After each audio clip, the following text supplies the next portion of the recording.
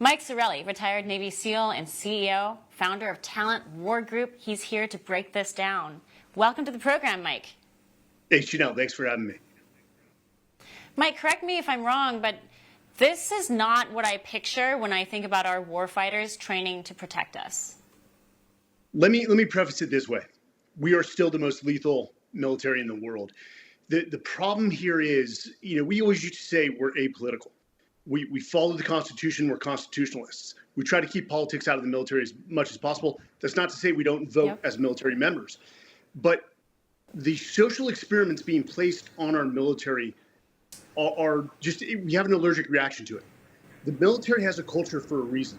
And we don't need presidential administrations, in lesser words, messing with that culture, which is one of standards, conformity, honor, courage, commitment, discipline, accountability.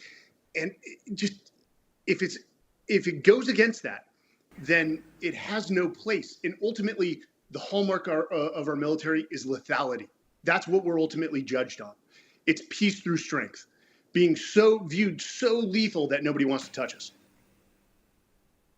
Mike, this is coming from the top. America First Legal, it's a watchdog group. They exposed the Department of Homeland Security for categorizing pro-life moms as radicalization suspects. I don't know if you saw this memo, but there was an internal memo on preventing domestic extremism dated 2021. And I thought it was a joke when I saw it, but it leads us to this question: is our warfighter now prepared to take on pro-life moms in America today? They're lethal, yes, but pro-life moms are a threat?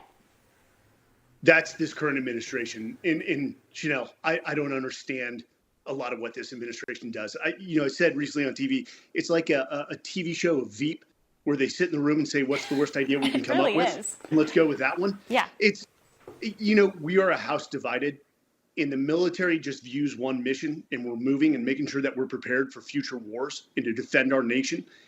And we just sort of brush it off the shoulder of, that's just the Americans being Americans, fighting over nonsense. Not to say abortion is nonsense, but when one government or one presidential administration sort of labels another group as a terrorist or potential terrorist group in the United States, you've got to be very careful. You're walking a very thin line there. And that's what just further divides our nation. Well, speaking of division, I've watched this happen in the media field, and you mentioned just now a truism.